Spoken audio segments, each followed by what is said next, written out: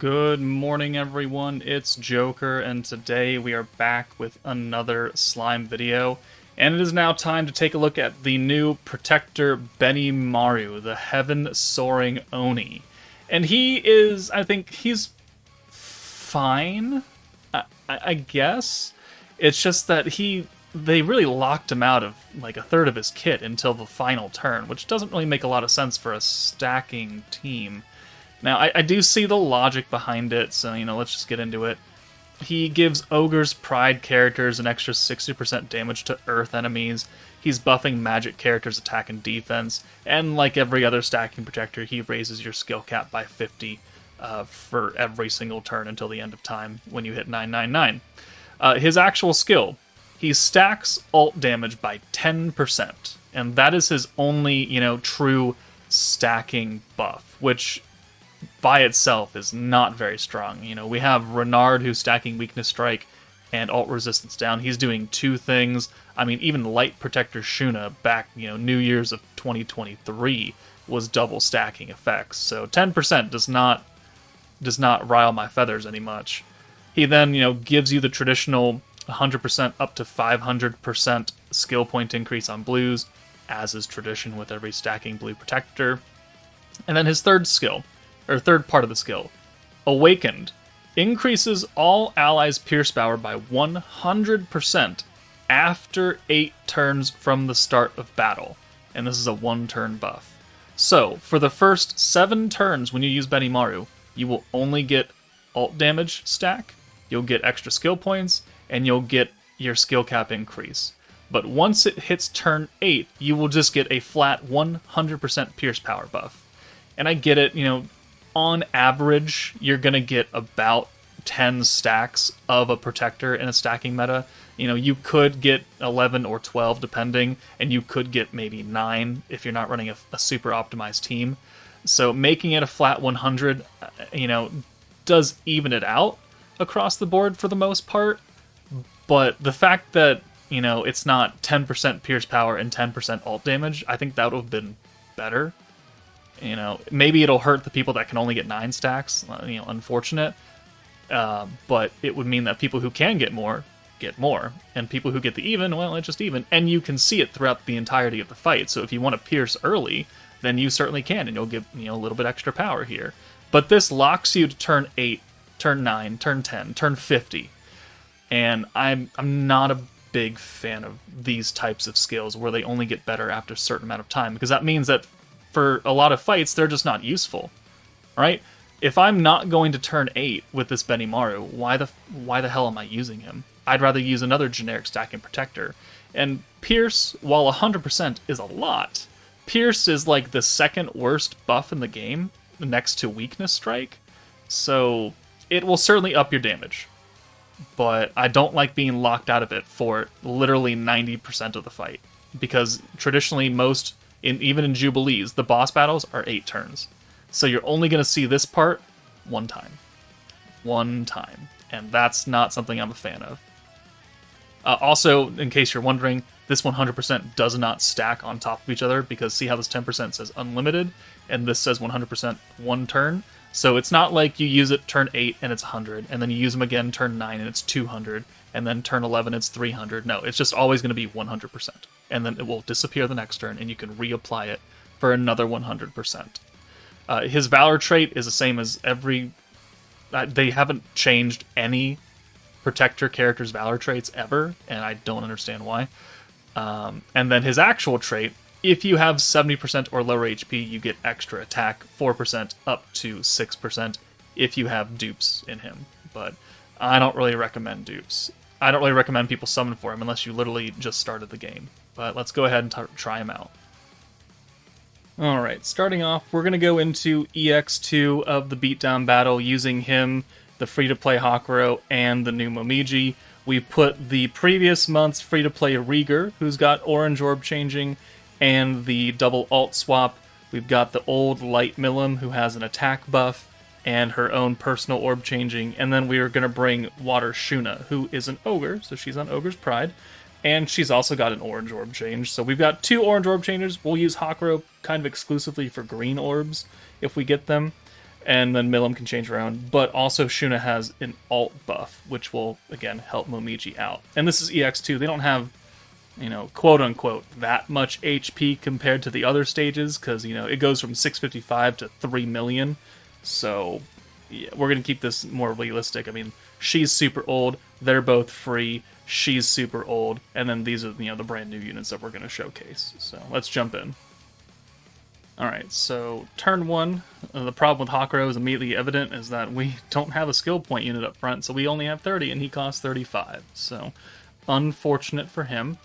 But we'll bring these 3 characters up, so let's see. We'll just send the 4 blues. That'll get us enough to get you know, at least 1 use of Benimaru, and then hopefully next turn we can do something with Hakuro here. Or not. You know, for the sake of Benimaru's showcase, we're going to try and get as much use of him as we can. Give me a minute. Okay, we're back on turn 2. The only thing I did is I swapped out the support underneath Wind Hakuro. I made it Wind Lumi, who gives us 6 SP starting out on turn 1, which means that we can use Hakuro's skill turn 1 and make a full hand of blue. And then that gets us 54 points or something like that. And then Water Shuna, her trait, gives us extra skill points every 2 turns. So now, on turn 2, we have 58, and we again have the ability to use Hakuro, because it costs 55. And now we can make a full hand of blue, and now things get a little bit more easy to run, because we'll have some extra points coming in from these blue orbs now. So, you know, the problems exist for, you know, every stacking team. Turn 2s are generally where most of your RNG comes from. That and turn 7, because turn 2 you're looking to set up your orbs to get more points, and that's good right there. And then turn 7 you're looking to set up your big time buffs, and so RNG really hits you specifically right there. So right now it's turn 3. We've used Benimaru now going on 3 times, and what has that actually done for us as far as our damage output right stat now? Absolutely nothing. Because he's stacking alt damage, which we're not going to see until we ult. Okay. And then he's not giving us pierce power until turn 8, which is 5 turns away. So we're really not seeing the benefits of Benimaru, except for the skill cap increase and the SP gain right here. So actually, let's use his alt rush skill, and that'll hit everybody, because all 3 of these are Ogre's Pride characters, which is good. And then we'll probably send Shuna away next turn and bring in, I guess, Rieger maybe? Yeah, Rieger, because we're gonna need the we'll need the alt swap. All right, yeah, that'll work. That will work quite nicely, actually. So let's get you out of here, and then we can use the alt swap, orb change, and we're now gonna get locked in. On turn 4, we're going to get binded for 2 turns. That is not a... Right. Okay, well, that's unfortunate. We're down a little bit of percentage because Rieger's not Ogre's Pride. Should have probably checked that. Oh well. We're still going to get points back. We've got another stack of Benimaru. That's important. Rieger can change the oranges. Hakuro, you know, can normally change the greens. Except for... Yeah, alright. I think we're just going to burn some Rieger orbs here. And we'll come back on turn 5, realistically. But, I mean, we're still getting stacks. What are we up to now? We're going to be up to 5 stacks with Benimaru on turn 5. That's actually not super great, but it's what we're going to have to live with right now. So we'll send those. We'll just kind of write this turn off. And then we can bring Shuna back in. Or, actually, no, hold on. We don't have to quite do that. Alright, take the alts. Thank you very much. They don't hurt that bad. Alright. Oh, that's actually not what I was really hoping for here. Okay. Well, I mean, we can still work with it. So we'll bring Milim in for Rieger after we use the alt swap ability. Don't forget to do that. And then Milim will come in. She can change the Rieger orb right there, and then we can use Hakuro. So, boom, boom. We don't need to alt rush with Hakuro that much, but we're going to anyway. He is giving us extra blue orb damage by 10%, so we're up to 20% damage on blue orbs. I mean, I guess that's cool. Not really that important, but more importantly, we have Momiji's EX ult now. And we don't have that many like super expensive buffs. We do have buffs, but we have plenty of points now. So the next turn is going to be, yeah, just a write-off. We'll bring Rieger back in, we'll alt swap away, we'll use Hakuro, and that'll give us a full hand, and we'll look pretty good. So you, in, and then alt swap, orb change. We don't really need to do anything else except use another stack, and this will make it so we have 2 stacks of Benimaru next turn. So let's send this on Albus. She has the most health out of all 3 of the characters, so we'll do more damage to her now. So here, turn 8, we will now see that 100% pierce power. So it's important that when you're nuking in this beatdown battle, preferably on turn 8, is that you actually can use Benimaru. Because if you don't, you're losing 100% pierce power, and that's pretty significant. So we've gotten 6 stacks? 8 stacks technically from Benimaru once this hits. So yeah, that's... If he was a traditional stacker and he was doing 10 and 10, we would be lower than what his flat buff would be giving. That's very true. We also had to burn like 2 turns, and that lost us about 3 stacks of him. So we could have had more, technically. We could have had more. Let's change the orbs just because we can. We'll bring Milim in to buff the attack of Momiji. It's a generic attack buff. She does lower light resistance, but, you know, we're not nuking with light, so it doesn't really matter. And then she can go away for Water Shuna, who has the ult buff, and then we can use both of Momiji's buffs. And we're ready to go. I don't think Hakuro does anything important on his ult, and neither does Shuna. Yeah, stun evasion. Whoop-de-doo. Okay, so right now, Momiji has 8 stacks of Benimaru forever, and then the 70% that's coming from Shuna. Okay, we're looking pretty good. We've got 150% ult damage. Pretty good. Momiji herself has 10% attack. Oh, from the Union Barrier Stones. Alright, cool, thank you. 100% Pierce Power right here from Benimaru. That has not been here at all until this turn. So, I mean, she's going to do good damage, I hope. Right? I hope. 2.28 million. That's pretty good damage for a team full of old characters with just the summonable Protector and the first meta unit. Those numbers will definitely go up if, you know, once the other 2 units come out. One of them is going to be a Soe. But, I mean, 2.28 is very good for a pretty basic team. And, you know, you've seen the Momiji showcase, right? I pushed her to 12 million almost. So, you know, there's a very, very big gap in between damage potential. But that's Benimaru. Let's come back, and I'll give you a quick example of what happens when you go past turn 8. Alright, quickly, we're back on turn 10 now. I just want to show people that it does not stack even if you go past, you know, turn 8. So we have 2 uses of Benimaru right here. We are ready to nuke. We're not going to. But, you know, just as an example, I know in the last clip you could see that we had a grayed out one, but right now it's turn 10, and we have 100% Pierce Power, and then a grayed out 100% Pierce Power. So this is your proof that these 100% from Benimaru do not stack on top of each other if you go past turn 8. Because I know that was a question people were asking, like, if you go to turn 10, can you use it, like, multiple times, and will it stack then because you're past turn 8? And you have 2 uses. The answer is no. It is a 1-turn buff, and 1-turn buffs get overridden by the same buff or a higher buff. So 100% still across the board. Now we can move on to another stage. Alright, so next we're going to go into the EX5 Clayman Tempered Edge. We do have type advantage and the extra, you know, damage buff because he's Earth. We're going to use a full team of actual ogres, not Momiji, who's, I guess, half ogre, whatever, and a whole bunch of other weird supports. But we've got Tempest Elite Benimaru. He's got the the special convert orb change and the physical buff. Water Shuna has an orb change and the ult buff. The new free-to-play Hakuro is full orb change. Well, not full, but he changes anyone's orb because we're all Ogre's Pride, and he can rush everybody's ult a little bit and give us more blue damage. You know, useful if you're running a full Ogre's Pride team. Dark Xion because she gives everybody guaranteed pierce. And if we're going to run Benimaru as a protector, we should probably play into his whole kit, which is at turn 8 you get 100% pierce power, which is a lot better than the 20% that we're going to get from Shion. And then we have Fire 2.0 Benimaru. We need him for the turn 1 orb change. He will be our sub DPS character because he's fire and he's physical, so he's super weak point.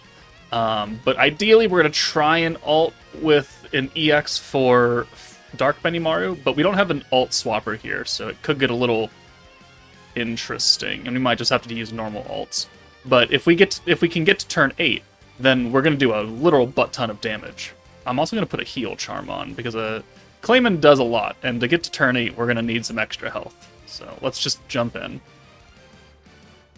Okay, so jumping in, this fight, it took more runs than I thought it would, mainly because I don't have an ult swapper. And so if I were to do anything, I really wish Hakuro was also an ult swapper. I just wish all the free-to-play units were ult swappers. That'd make it really nice. Instead of an ult rusher, I'm not too big of a fan of that part of his kit. The triple orb change, is expensive, and that's unfortunate. Yeah, you can play around it if you have specific units, but I think overall Hakuro is just an unfortunate free-to-play unit, and there's nothing we can really do about it, so might as well just suck it up.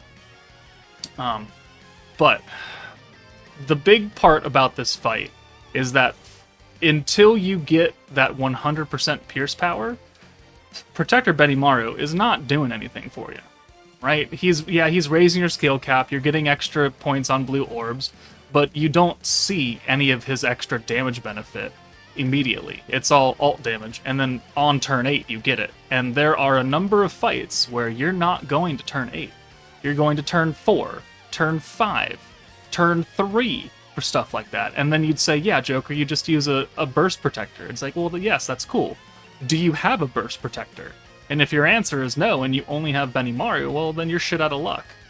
So the fact that I would say 80% of his power is capped behind turn 8 was not a good design choice for all event availability. And, I know that not every unit is good for every single event. I understand that. However, hard capping your protector to be extremely not useful until turn 8 really cuts down on the places you can use him effectively. And I'm just not a fan. Not a fan at all. So he will be overshadowed by other stacking protectors as time goes on. As far as, how much damage he can output if you maximize his kit, he does put up good numbers in stages that want pierce.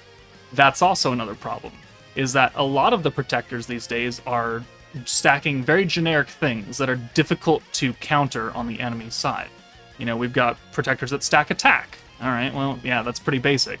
Attackers that stack ult damage, like Benimaru. Okay, yeah, they can't really do anything about that either. A weakness strike, These are things that the enemy has no counterplay against. But not every stage wants pierce. And a lot of stages for the past couple months have been anti-pierce. So by limiting yourself to 1, turn 8, and 2, your most powerful buff, maybe not even being effective, is not ideal. So now we're on turn 8 coming in. We have the heal charm on, that way no one's dead, even though we're still quite low. So let's do the ult buff with Shuna.